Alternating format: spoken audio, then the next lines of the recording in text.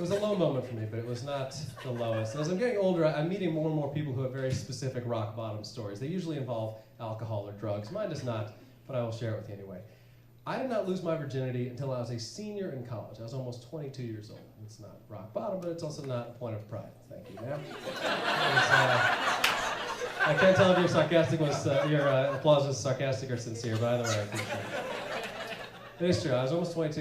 It was a lot of hand jobs up to that point in my life. And we're all adults here, okay?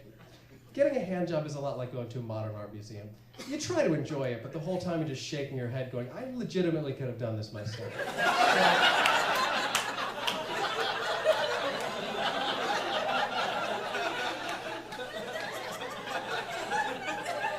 You're right, that might be my best joke.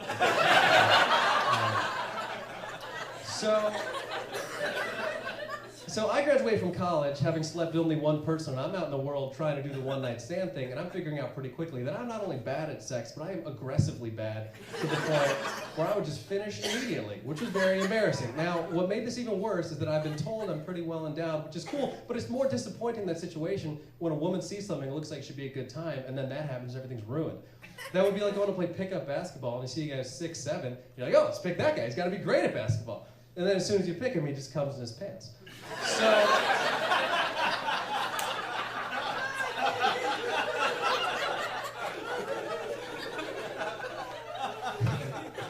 So I realized I need to fix this problem as quickly as possible. So I'm very furtively Googling cures for premature ejaculation, and it's just a lot of Google images of couples sleeping in opposite directions. But eventually I noticed a link for something called the Ejaculation Master, which is an ebook that promises to cure your problems 100% of the time, and it's available to download for $75. So I was like, what a deal! I was desperate, and I got duped, and as I'm reading through it, they tell you they're supposed to try to masturbate and then stop yourself before you finish to learn stamina, but the best thing you can do to simulate how sex actually feels is to go out and buy a fleshlight. Now, for those of you who are unfamiliar, that woman seems weirdly familiar,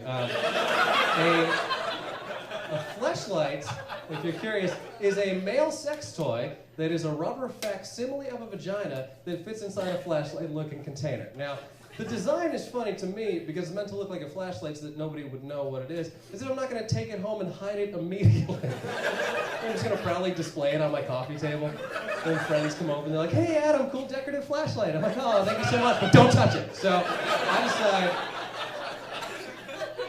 I decide I'm going to buy one of these things, so I find a location of a sex shop very far from where I live, and when I walk in, can't be too safe, but I walk in, to my surprise, there are 4 varieties of the fleshlight, and I was not prepared for options. There's vagina, anus, mouth, and my personal favorite, nondescript.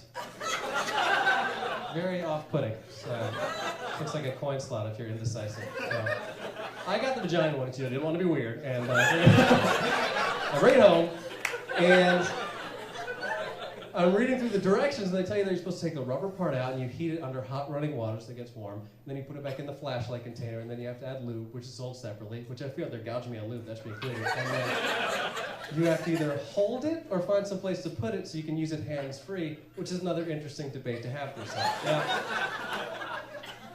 as I've started telling this story, the most common question I keep getting is, does it feel better than masturbating? And the answer is yes. Physically, it feels better.